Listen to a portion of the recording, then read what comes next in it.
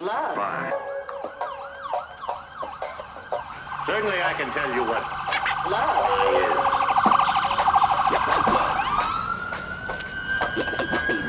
is best described as presence, a feeling of life and nearness in the music. Once you've heard Love. you'll be hard to satisfy with anything less. All right, so I'm a reporter for Southern Oregon, which is a largely rural part of the state. Jackson County, which is home to the Rogue Valley metro area, including Medford, Ashland, and a number of other lovely little towns, is a largely Republican-leaning area, like most of the rural counties in Oregon. I'm a Christian, but also a Trump supporter. Let's go, Trump! Support your president! He's your president! He's your president! He's your president! He's your president! No peace! While Oregon still overall leans blue due to the overwhelmingly left-leaning shadow Portland and surrounding areas cast on the state, it was counties like Jackson that collectively propelled Donald Trump to win the popular vote and secured him a Congress that would support his agenda. Welcome to today's telephone town hall with Congressman Cliff Benz. So it might be a surprise to know that the summer of 2025 has featured some of the largest protest activity seen in this region since the cataclysmic events of 2020. Our country. Exactly. Protecting.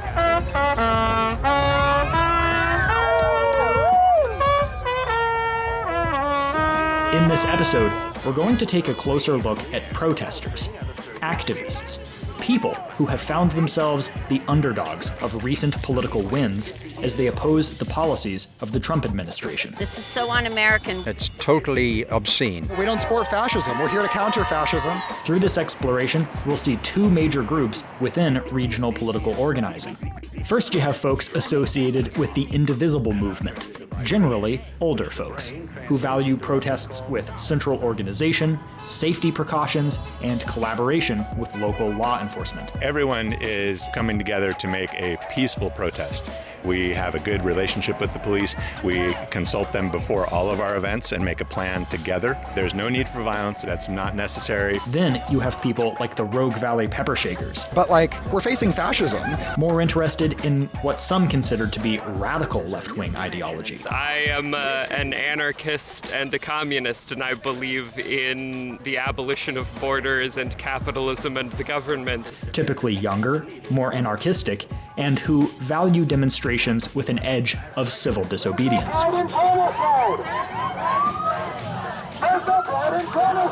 I got pulled around by people that were at the protest trying to tell me how I should protest. And that's not right. It raises some important questions, like what does it look like to protest effectively? Are there wrong ways to protest? And can people with different opinions about these questions work together? Protests are important, but what's really important is the community that comes out of it. As we explore these questions, we'll also be afforded an opportunity to dive into the meat and potatoes of why so many people are suddenly taking to the streets. In a red voting county, what has inspired the outrage of so many local residents that a crowd like this would form? Everything that's a social system is under attack. Healthcare is going to be more expensive. Insurance is going to go up. The reason that we're here is to stop the ICE raids, to stop blatant discrimination against people of color. There's genocides happening all over the world that are being funded by our tax dollars. This is going to be a dense episode. Strap in, folks. I'm Keegan Van Hook, and this is Us As We Are.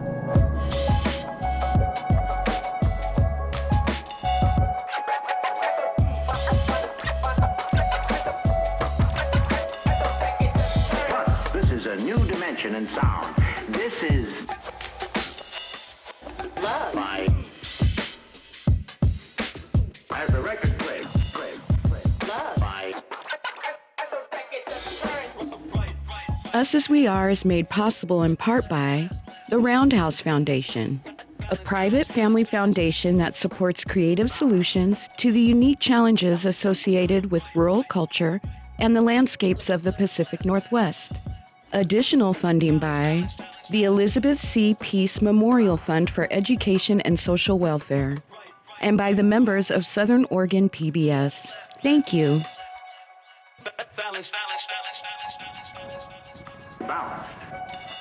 And I'd like to welcome and thank you, all of you, for coming today, for Senator Wyden's annual Jackson County Town Hall.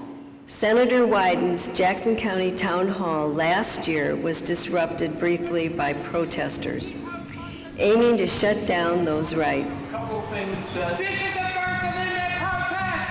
Senator Ron Wyden, we find you guilty of aiding the genocide of Palestinians. Ron Wyden has accepted $1.3 million from the American Israel Public Affairs Committee. From the river to the sea, Palestine will be free.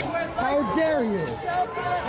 You're not assaulting me. We're going to come back to Jackson County, and I hope that everybody will have a chance to exercise their First Amendment right. But at this point, the senator has decided to call off the town hall. Town hall is over. Genocide in. What you wanted? Yes, it is what we wanted. Thank you. I have faith that Jackson County can hold a successful town hall today.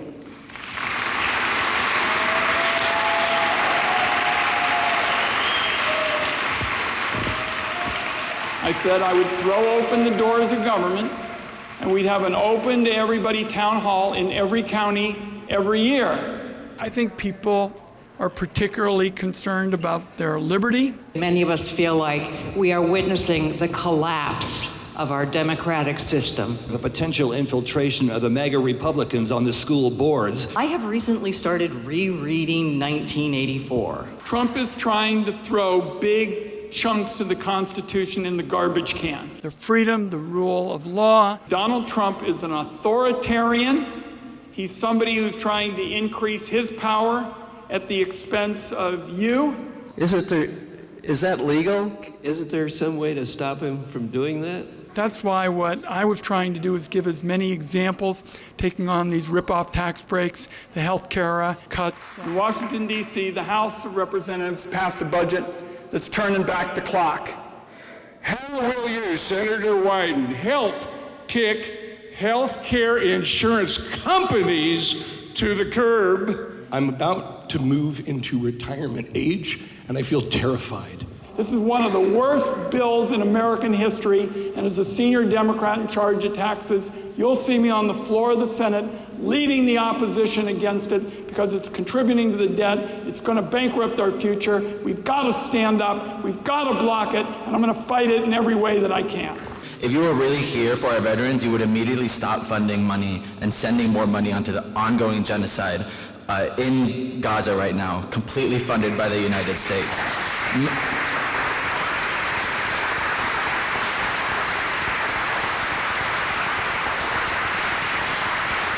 Many of us are here today because of the tax and lack of access to health care, rent, and Social Security. The DNC doesn't even have universal health care on their platform. Some veterans have even a harder time accessing these things. All of that money you are agreeing to send over, that is being sent to genocide. You keep voting to send them money, you keep taking money. What's your red line? Is there a red line?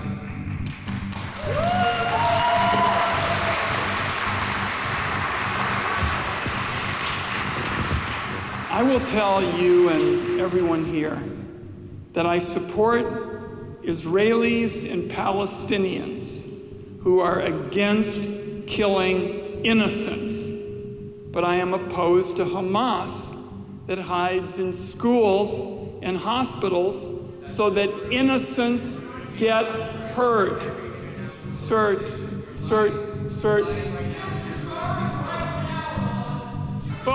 We have a reasonable question. Folks. You see how there's not one young, like the amount of young people here? Because we can see everything is controlled by money, and you refuse to answer the question. You know what? You had an excellent question. We've got 351 right here. We got to go on to this town hall with Senator Wyden in some ways previewed what the next several months of protests and political actions would entail here in Southern Oregon. Do you see what happened? The dynamic that formed? The average age of the room skewed towards older people, and their dominant concern was healthcare. Then, one of the very few young people in the room made a disruptive grandstand about a different issue: U.S. support for Israel, while this happens in Gaza. Senator Wyden receives money from AIPAC. Senator Wyden has also been in government since 1996. That's before I was born, and is 76 years old, and is still intending to run for re-election in 2028. That doesn't sit right with some younger folks, like this guy. Answer the question. Stop shouting it down! Meanwhile, the older folks in the room didn't seem pleased with this disruptive way of calling attention to Wyden's alleged shortcomings.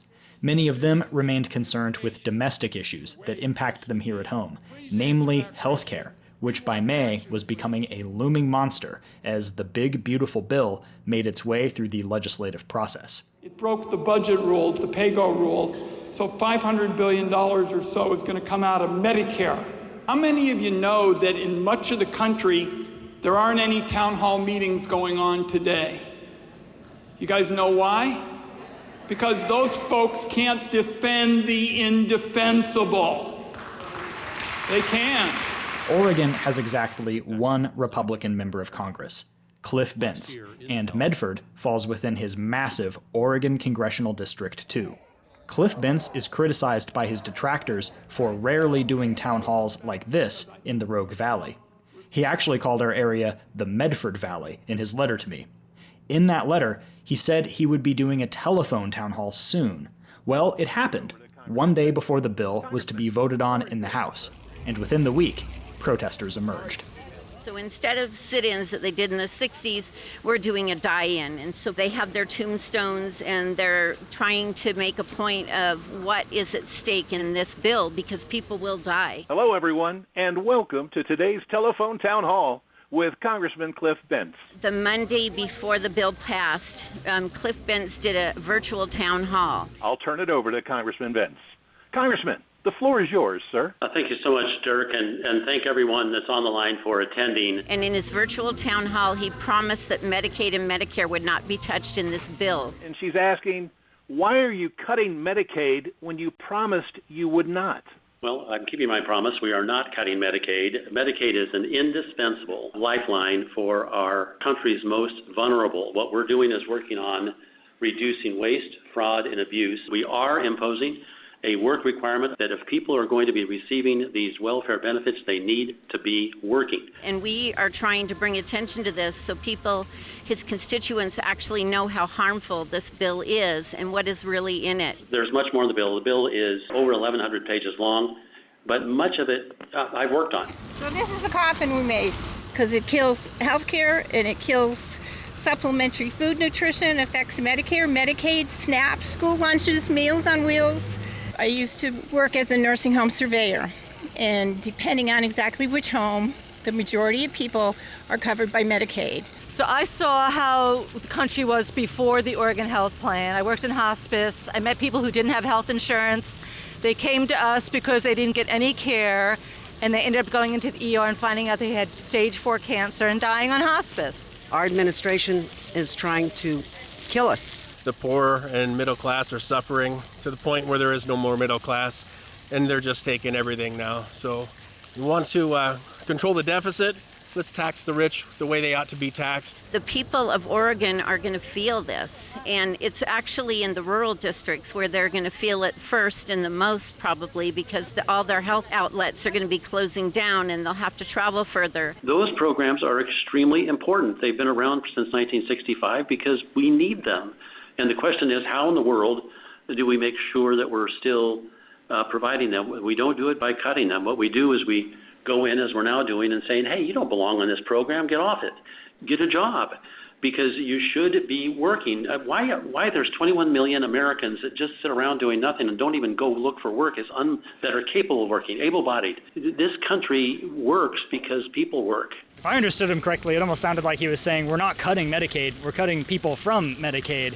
But yeah, it's the same thing. We are going to be removing from the Medicaid rolls those who are not legally on it, such as people here that are undocumented. They just lie. It literally makes me sick to my stomach. And, basically he's having phone-in ones so he can filter people in the questions because the people were so angry at him.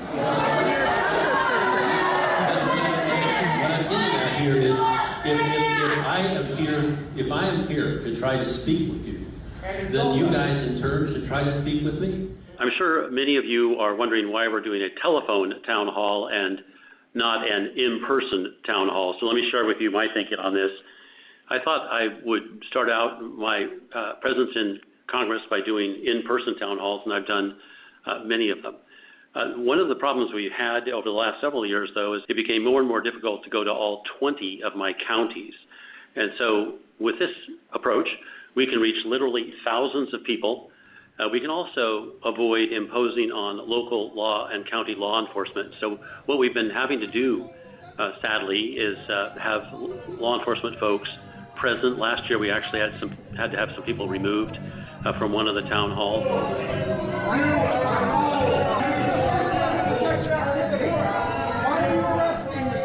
Why are you arresting me? What would you do during a genocide?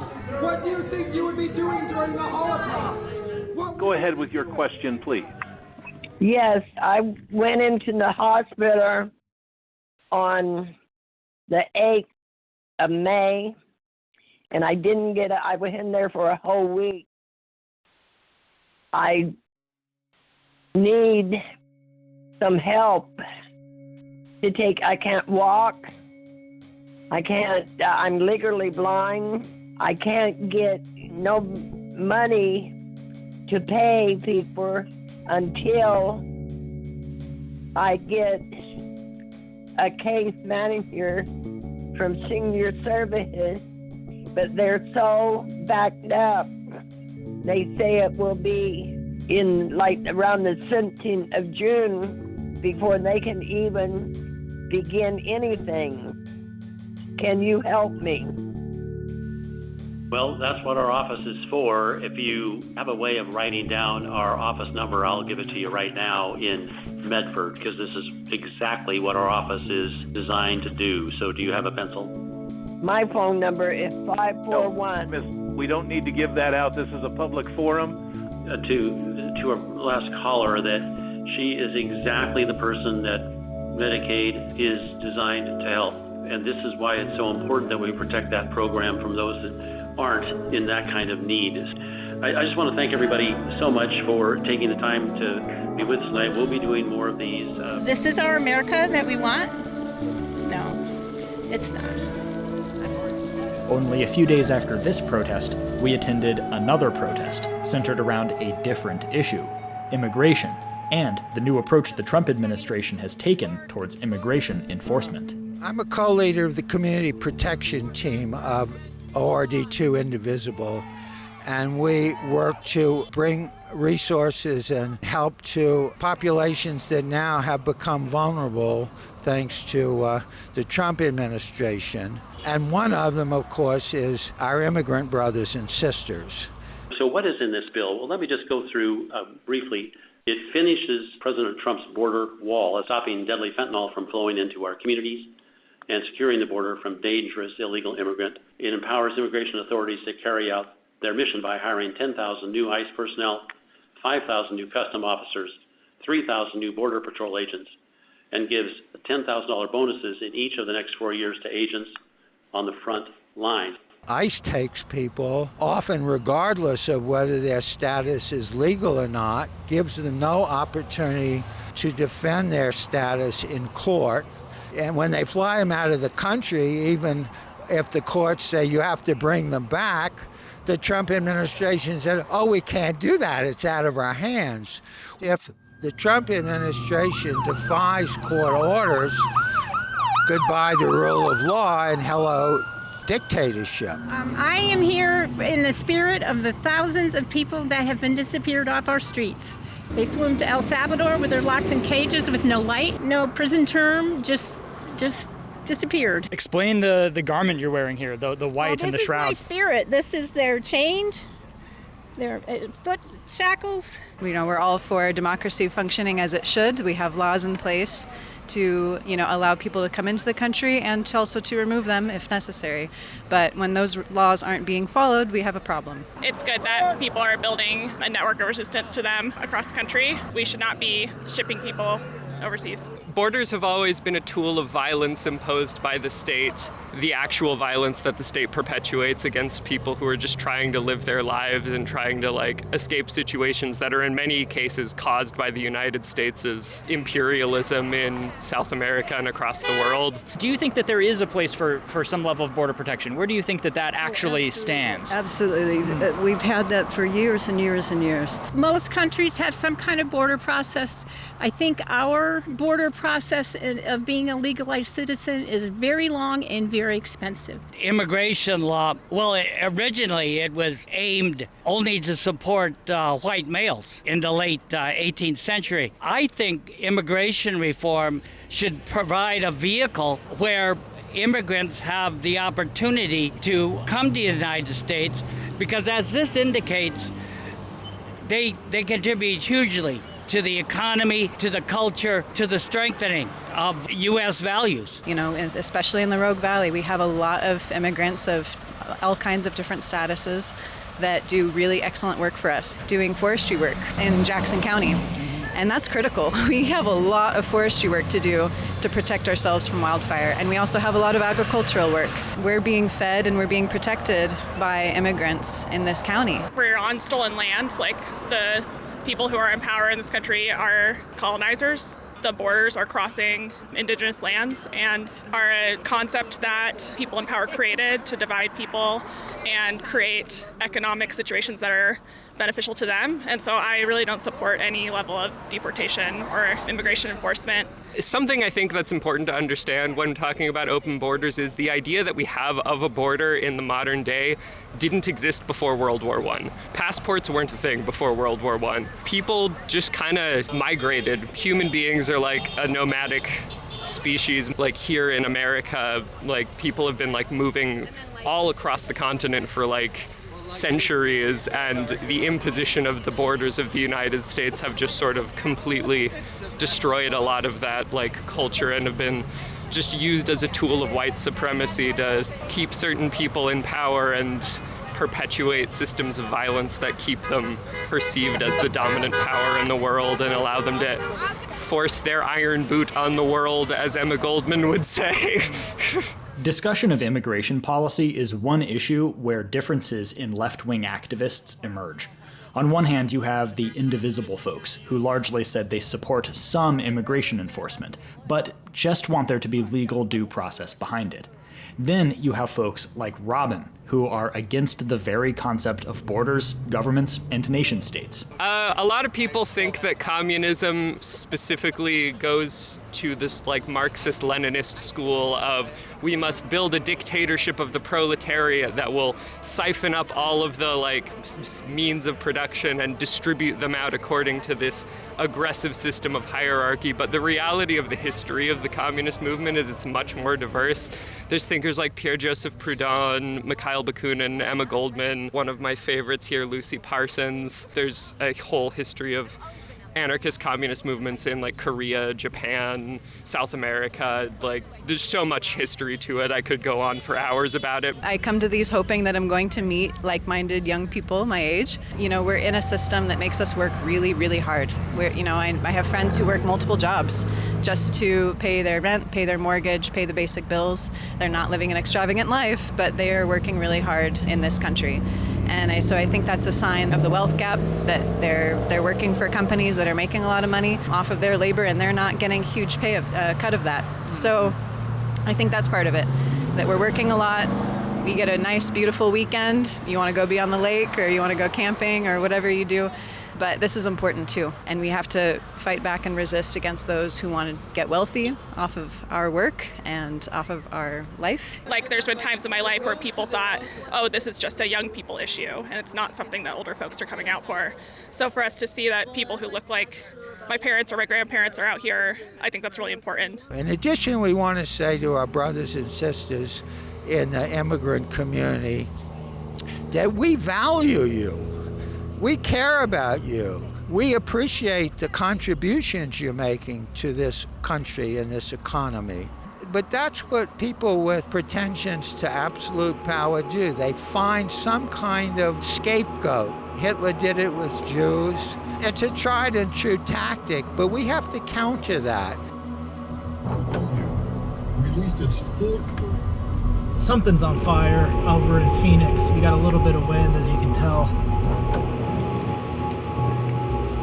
It's hot. It feels hot and it feels dry. Spring was over. The summer was here.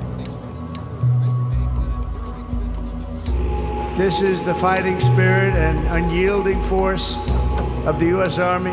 June 14th was a big day, and with it came a huge protest in Medford. 4,000 people, according to police estimates, attended the No Kings protest. I would describe this as an everything protest, and the conversations were starkly relevant to the themes and issues we're exploring in this episode. Are you recording, Trip? Look at this. We ran into Jane Vaughn. We got public radio here, public TV's here. Collaborating? A little bit. We're looking for the organizer together right now.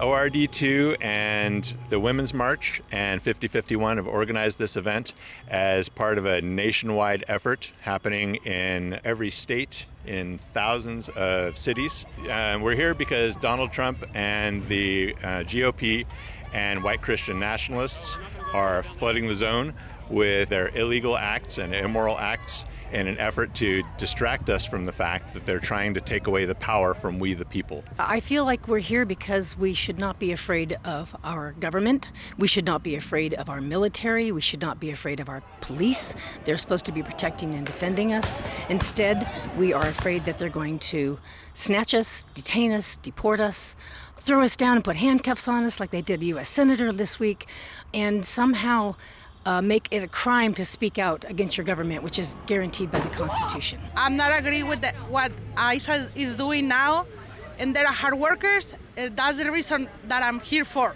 Fighting for their rights, fighting for my rights. This is America. We emigrate to work. Coming out here is technically my first protest. Super excited, because Donald Trump and everything that he's done to this country. I'm here because I hate fascism, and we're kind of living in a fascist dictatorship right now, which is like not chill.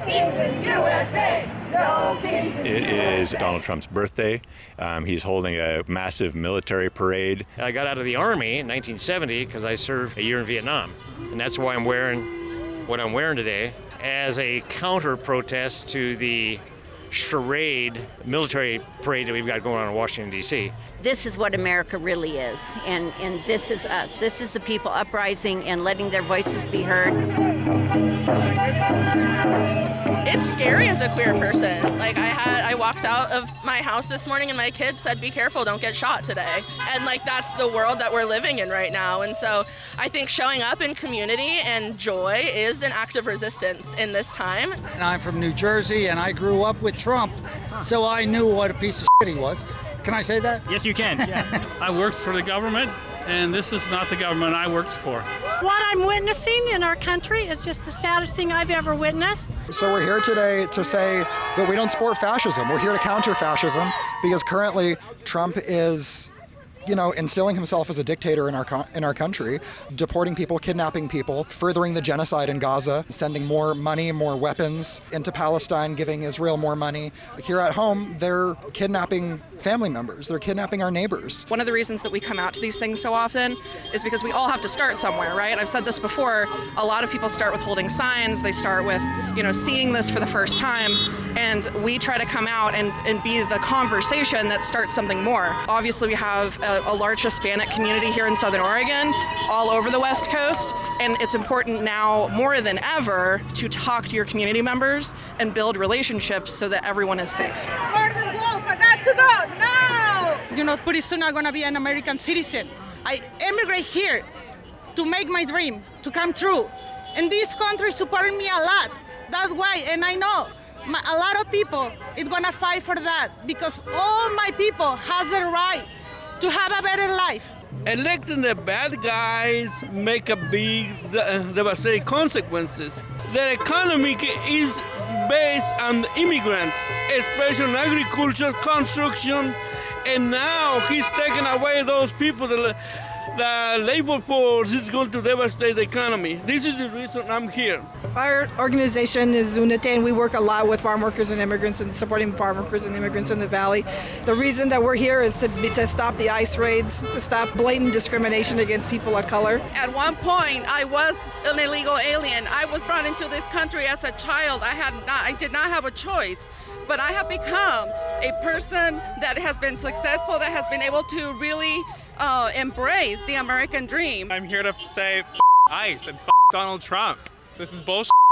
We got to stand up for our rights. ICE has been here, has always been here. They have a local office here in Medford as well. So what we're seeing is in the courts, the people leave the courtroom, then they're detaining them. So ICE is detaining them in the courtroom. There's an office in Eugene as well, and they've been picking up quite a few people out of the Eugene office too. My parents came here as proud, hardworking immigrants with nothing to their name. Came here for a better life for me and my family, and so I'm just forever grateful for that, and I'm here representing that. I'm a big believer in Christ, and we're taught to love one another, and so seeing this is kind of heartbreaking, but seeing all these people out here speaking for people that are not able to speak today has been really, really good to see. Even though they're legal, they're in fear to go to the store, to go anywhere, because at this point, it feels like anyone can be taken away. President Ronald Reagan opened the door for my family to be able to become legal status. There's been a lot of really great presidents out there that are Republicans that have done so much great for this country.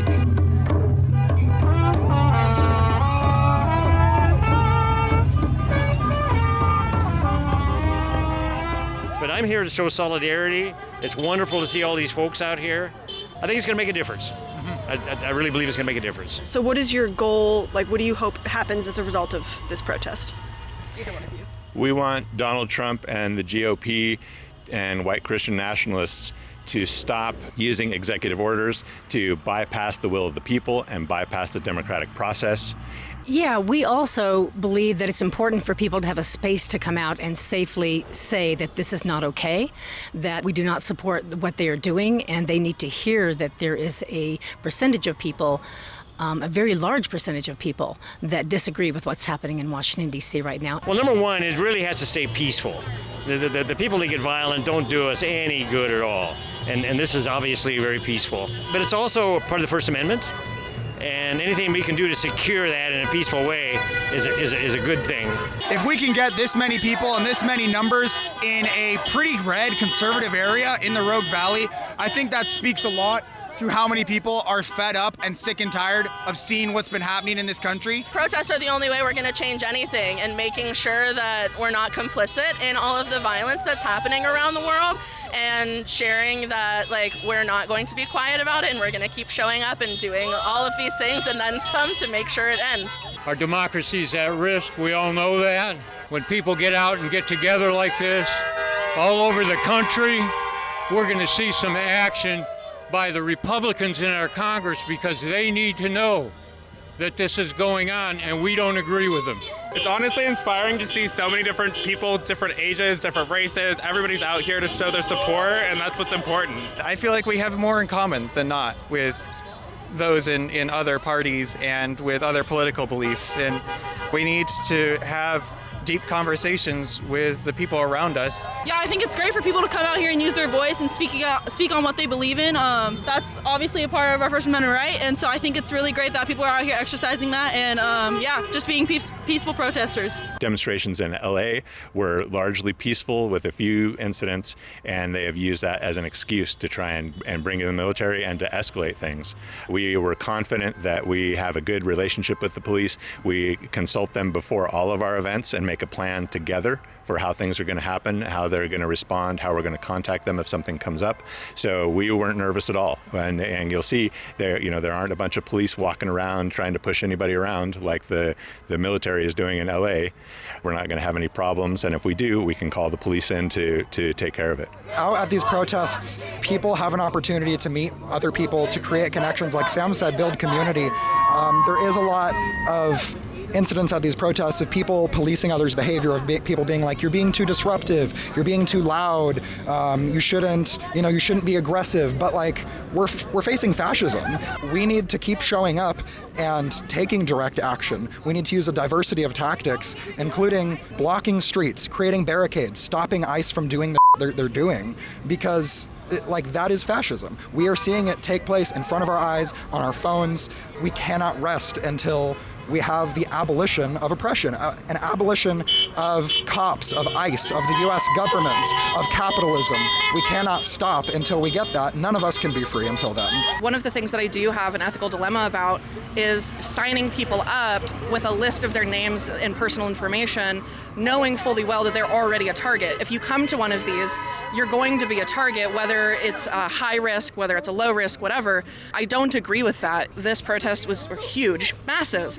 Probably a couple thousand people here, a perfect opportunity for community, but also just in our little area where we were at most of the time, I got pulled around by people that were at the protest trying to tell me how I should protest.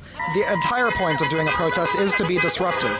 If you're just holding signs, being peaceful on the sidewalk, that's great for like building community, for meeting new people, but it's not actually affecting anything in disrupting the systems of oppression, in disrupting the status quo of the US government, of ICE, of the police.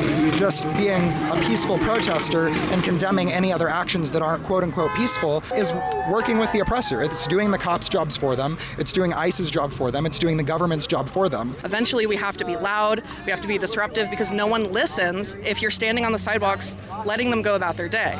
You know, there's a reason that all of these other like Republican or like, you know, far right organizations and states talk about Portland burning down in 2020. The reason that they talk about that is because people were in the streets blocking the roads. They were taking over downtown because they were experiencing oppression and showing up for it, you know. And then of course it gets like spun in the media that they're just like rioting and destroying businesses, but like it doesn't matter if buildings are being burned when people are dying in the street. Yeah.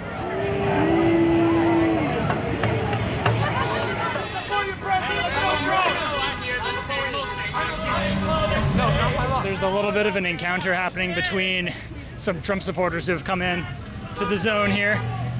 And it's getting kind of heated between Robin, who we met at the Avello protest, and these folks with the Trump sign, if you can see them.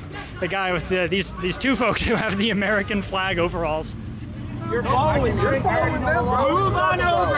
You're not moving on over anything. Move on over. You're not moving on over anything. Move on over. Do it. Have them follow you. Let's go. Have them follow. We're following. And I've just been peaceful, just trying to show my support for my president. He supports everybody, and they should support him. That's it. Why do you think the turnout today was so big? Usually we don't see this in Medford, but today, very different. I don't quite know. You know, I try to get some friends together to meet me out here. It's just me and my dad. My little brother was out here earlier. But, yeah, I don't know. You know, we got to show our faces more and show that Oregon's not all blue, so. Yeah, we're here actually just to support the blue. It's my birthday, too. Happy birthday, Donald Trump. Oh, it's your birthday as well? Sir. It's not very many, like, of the Trump-supporting people, even though this is a primarily red county. Right. There's more people who voted for Trump here. Sir, no disrespect, this is my son. And like I said, we're just asleep, guys. We already won. We're just here to let you guys know that we are here. We are here. Really standing up for your rights. I already got my rights. What's that? Your right to be a fascist? Yeah, you are. But I'm glad you're extending it. Look at that. You're here. You're showing your fascism to the world. Put the wall around your mind, son. My intention, which I've done a little bit of, is to talk to people about the issues at hand in addition to my faith. You know, I watch Fox News. And I also look at X, and I look at the compare and contrast. There was a lot of comments made by some of the national networks that was actually lies. It's like, oh yeah, it's mostly peaceful protests. When you have individuals, footage of like bricks and broken up cinder blocks and damaged police vehicles, there was glass being broken, criminals taking advantage of the chaos, which is what they did in Minneapolis during the 2020 riots. At least what we've observed in our walking around, it's been pretty like chill, pretty peaceful. Do you concur? What do you think of what you've seen? Absolutely. I was very impressed. For example, I was easily able to walk from 7-Eleven, cross the street, go along the sidewalk with minimal interruptions. Nobody was pushing and shoving each other. I like that. It was very well done. I saw people with water. I saw people with snacks. It's nice, you know, very civil. So I very much appreciate that. All these conversations are deeply interesting, but a question remains about what actually works. In some ways, the idea of respectability politics is a proven one, having helped secure victories during the civil rights movement, the gay rights movement, and other social movements. But these tactics didn't succeed on their own, and were accented by radical disruption. There was MLK, but also Malcolm X. There was the Mattachine Society, but also the Gay Liberation Front. Is waving a sign going to do anything to change the political landscape of today? Do the disruptive tactics of groups like the Pepper Shakers actually achieve the goals they pursue? Well, the Pepper Shakers came together as a group in 2020, the same year I started the Us As We Are project, and they've become acquaintances of mine through those years of reporting on life and politics in Southern Oregon. In that time, among all the issues they work on, the most consistent has been their social combat against anti-LGBTQ and anti-abortion activists, the Rogue Valley Salt Shakers. We preach the gospel at pride events, at abortion mills, festivals, wherever we go. We want to preach Jesus Christ and Him crucified so people are saved from their sins. They don't end up in hell. That's why the Pepper Shakers are the Pepper Shakers. Get it? Salt versus pepper? The Pepper Shakers have spent 5 years refining their tactics for counter-protesting the Salt Shakers, and these tactics are indeed quite disruptive. The Medford Pride celebration has been happening since 2022, and at all the events before this year, Salt Shaker presence with offensive signs and messaging bigoted against the LGBTQ community has been a problem for attendees, with the Pepper Shakers attempting their counter-protesting tactics. This year, some things changed. We are at Rogue X today for the 4th annual Medford Pride event. We are so grateful. We have AC this year, indoors, same energy and excitement as ever. All the same stuff that you could have expected at Pear Blossom, just with more AC. I have not heard a single complaint. Looks like it's been only love here today. I know that a lot of folks this year especially were concerned about security risks, which we took very seriously. We have a de-escalation team, we have private security, all of that, and none of it has been needed, which has been so lovely. We have the Rogue Valley Pepper Shakers, we have the RAC de-escalation team, and they're just all kind of having a good time, and we're happy about it. Yeah, it's been really chill. The Salt Shakers or any religious extremist protesters haven't showed up. Our friends at the Salt Shakers are deeply afraid of us and our tactics now. They didn't show up here, but they showed up at a lot of other places today, which is deeply funny to me. 3 times in the last week, we have showed up to counter them at various things, and they have left within 10 minutes each time. And at evening, they return. I hope this is a trend where y'all leave every time we show up, because it's really nice. I hope you keep doing this, it's great. I think it really goes to show that direct action gets the goods. Countering fascist people on the street actually has an effect. People should do that. If you see someone acting in a way that is harmful, that is bigoted, you should say something about that. You should do something about that, because it has an impact. Yes! Oh, yes! The fact that we have had a full day of Medford Pride with over 1,000 people here who now haven't had any exposure to that religious bigotry really goes to show how effective it is. We loved being at Pear Blossom, but unfortunately it comes with the elements, and it was a little hot over there. The venue change, I would imagine, had an effect on it as well. We have nice air conditioning inside, and much more protected from people that want to do our community harm. Today actually is the anniversary of the Stonewall riots, June 28th, 1969. We really are trying to honor that spirit and recognize the first Pride was a riot. And so we get to be here and celebrating and have all this beautiful energy because of what came before us. And we're recognizing we still have so much left to do. We have so much farther to go. But to show up and be joyful and in community is an act of resistance in this time. By July 4th, big things were happening. President Trump was ready to sign the Big Beautiful Bill that had just 1 day earlier made its way through final congressional passage after a strung-out, edge-of-your-seat process. Meanwhile, in Ashland,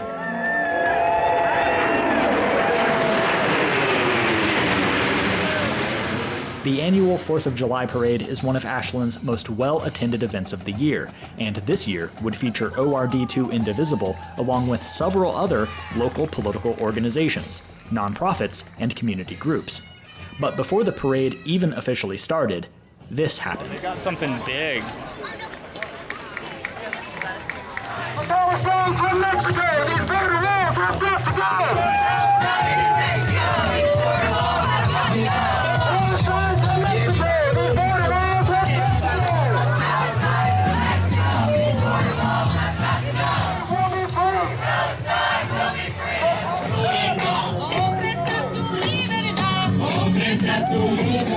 There's no pride in genocide.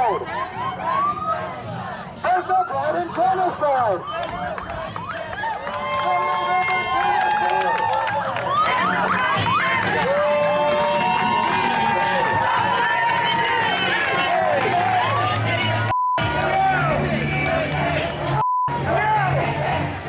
Put it in the paper, please.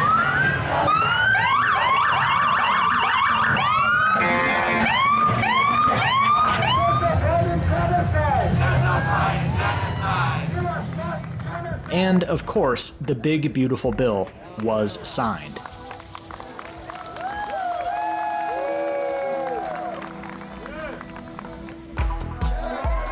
Oregon is now projected to lose something like $15 billion in federal funding for healthcare, food assistance, and other social programs. With the introduction of new work requirements for Medicaid and SNAP, many Oregonians now face losing their benefits. The bill also included a massive addition of over $170 billion for immigration and border enforcement through agencies like ICE. The bill also tied key transportation funding to immigration enforcement compliance. Transit districts can lose access to certain funds if they refuse to cooperate with federal immigration authorities.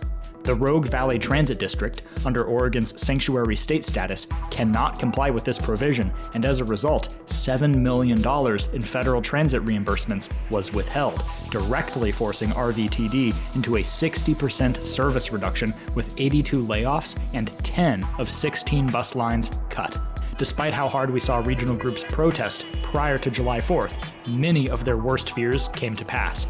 The Trump administration has advanced its agenda despite opposition. No kings, no kings, no. I mean, it's like every day there's a whole new outrage, and I think that's part of the strategy, is to hit us with everything all at once, and so we don't know which way to go. Donald Trump is an authoritarian. Dictatorship. We're kind of living in a fascist dictatorship right now. And to stand up against fascism. Fighting fascism, imperialism, colonialism. Something can be bad, unjust, racist, sexist, violent, cruel, or evil without being literally the political phenomenon known as fascism. Weird little Nazi cults. I hate fascism. But now here we are in 2025. We're facing fascism. You know, calling a fascist. Their fascist plan. Autocracy, economic regimentation, suppression of opposition, militarism. That is fascism. That is fascism. So if this is indeed fascism, It'll be one group today. Tomorrow it'll be a religious group. Next month it could be a sexual orientation group. then these disruptive anarchist protesters really do have a point. A lot of people have this image of like what an anarchist communist is, of like people who just think, oh, we're all at our core really decent people who will just get along and be totally fine. No, we don't think that. Obviously, if we were decent people, then all of these systems of power wouldn't be broken. For the union makes us strong. Because the pressure of the public isn't guaranteed to outweigh the pressure of the White House when boots hit the cement. Everything we were taught up to this point teaches us to rise against this. This is what America is about. It's what it's always been about, and we're representing here today. I think if you walk down the sidewalk, you're going to see a lot of families pushing strollers. You're going to see grandparents with grandchildren. You're going to see people just out trying to make their voice heard. And I think that's what it's all about today. Nobody wants to follow that up with action of any kind unless it's calling your congressman and calling the White House and making sure that your voice is heard in other ways. It may take a little more direct action to change things. It's funny to me because we see all this media of movies about rebellions, of like Star Wars, the Hunger Games, and everyone's always on the side of the rebellion. But then when the rebellion actually happens, a bunch of liberals are like, well, that's too far, that's violent, don't fight back. Like we see that people doing that towards people in Gaza that are defending their homeland from invaders, from colonizers. We see that with people peace policing people in LA, telling them not to be violent, not to fight back against the people occupying their city. We see that all over, and that's part of occupation, that's part of colonialism, and we cannot have freedom until we kill the empire. Death to the empire. But equally important to keep in mind is that the on-average older protesters you find through organizations like Indivisible are still playing an important role in the protest ecosystem. While tactics like peace policing or collaborating with the actual police might strike some as being almost negligent, you can't ignore that these are the protests that get the numbers. Street presence is powerful, as it does show those in power that the population may not be as on their side as they like to think. At the No Kings protest, we met a handful of people who said this was their first protest ever. Anyways, I'm here, my first protest ever. And that prior to coming, they were scared. Well, I've been reading on YouTube different clips and things, and I started getting a little bit intimidated about the danger. But then people kept saying, we can't let fear rule us, we gotta push forward. And so I thought, I'm gonna do this. I came around the corner this morning, and the minute I saw people carrying signs, I thought, okay, I can do this. I feel scared and angry and powerless all at the same goddamn time. So what better way to come out and flex my First Amendment rights right here in my country that I live, god. If activist groups want to reach new people and expand the numbers of folks who come out, they have to consider tactics that make these events feel safe and approachable for those who are otherwise intimidated. We were so happy that we have a safe environment here to have protests, and that we don't have people like the governor and sheriff of Florida who are talking about killing protesters and again escalating it and trying to make protesters afraid to come out, because nobody should be afraid to come out. We should all have the right to come out and protest. I think this is an amazing day today. In fact, a lot of people were posting on social media like, can we do dances, like line dances and chicken dances and conga lines and things like that. And so, I mean, should be fun. If it isn't fun, I don't know why we're out here. It's a very serious cause, but at the same time, we want to make it so that everybody's having a good time and that they feel heard, and that this becomes a celebration of democracy. You have such a huge opportunity to bring thousands of people together for a common cause that can actually do something. The first step in fighting fascism, imperialism, colonialism is making community. Build a community garden with your neighborhood, go talk to your neighbor, ask them to teach you their language. That is how we fight this. It's not, standing on the sidewalks and holding signs. There has to be more. So to the organizers of things like this, I would say do better and do more. Maybe protesting is a two-sided coin. On one side, you have these big, organized, very lawful protests. And on the other side, you have the kind of direct action that really gets under the skin of people who just want things to go back to how they were before Trump. When healthcare was already unaffordable for many Americans, when immigration was already a humanitarian disaster, and when Israel was already bombing Gaza. Remember how Senator Ron Wyden was saying he would fight to stop all this stuff Trump was doing? We've got to stand up, we've got to block it, and I'm going to fight it in every way that I can. I wasn't able to make it to his recent town hall in Grants Pass.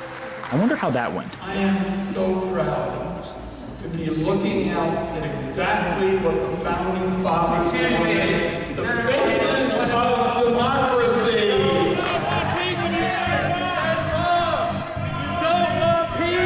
If you send bombs!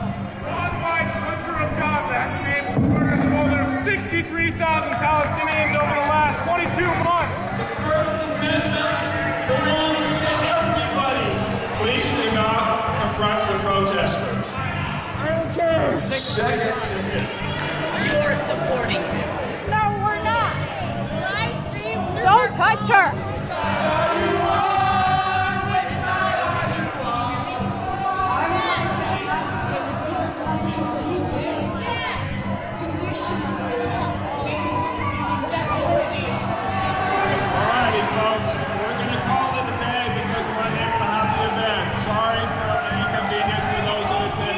The event will not be occurring.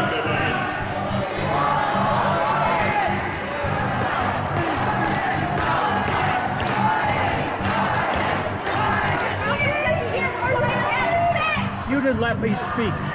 I had something to say. You outshouted me.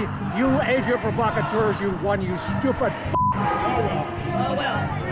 Free Palestine! Free Palestine! I need some help.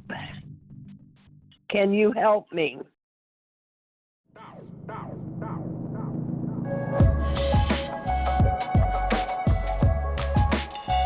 And I know it often looks like, oh, another protest, oh, a bunch of people holding signs, oh, a bunch of retirees are mad about something. But this affects all of us. This is really important for all of us. Karen, really good talking to you. Good to meet you. Appreciate it. Kathleen, really good to meet you. And good job on the makeup. All right, well, thank you so much for talking to me. Thank you so much once again. Hey, it was really good to meet you and talk to you. Appreciate the conversation. I'm sure you go home disagreeing with me about one subject or two subjects, or maybe you say Ron doesn't know much about anything at all, which is your right. But I hope you'll say, this is the way. We've got to do it. We've got to win. We can win these fights I'm talking about today. It won't be easy. We can do it if we do it together. God bless. Thanks, everybody. Organize in your communities. Do not be afraid, for if so long as you work together with the people around you and your friends and you take action to make the world you want to make, then the powers of the state and of capitalism cannot defeat you. The people united will never be defeated. That was a good way to bring it back to center. I'm sure we'll talk again, Alan. Always a pleasure, my friend. No. Avilo. Just ice and let's shut him down. Herbert, Thank you. Really good talking to you. Good to meet you. Thanks for talking to me. You're welcome. Really good to meet you and talk to you. Yeah. Thanks for showing up. We are the people, and this is America, not only Mexico. This is America. Everybody, we have the right. We're here to fight. Thanks, guys. Really appreciate talking to you both. I'm happy that everybody's out here. I'm happy that it's happening nationwide, and I'm hoping that it will make a difference. All right. Hey, thanks for talking to me. Appreciate it. It's really good to talk to you. Thanks for sharing your perspective. Viva Mexico! Awesome. Hey, really good to meet you. Appreciate it. Nice to meet you guys. Thank you so much. No, yeah, that's all. Donald Trump. Donald Trump. Donald Trump. Oh, yeah. Here, can we get a picture of you guys together? Yeah. Awesome. Sick. Thank All right. you. So good to see you again. Absolutely. Good to see you. Awesome. Good to talk to you. Hey, thank you so much. Appreciate the conversation. Victor, good to see you. Hey, thank you both. It was really good to talk to you. We don't have to shake hands. We can do the elbow bump. That'll work. Hey, really good to talk to you. Appreciate it, man. All right. Hey, really good to talk to you both. Always appreciate it and always a pleasure. All right. Hey, it's really good to talk to you, Eric and Terry. Always good to see you. Sean, once again, thank you. You're welcome. Hey, good luck to you guys. Thanks for talking. You can go to live in France, but you cannot become a Frenchman. You can go to live in Germany or Turkey or Japan, but you cannot become a German, a Turk, or Japanese.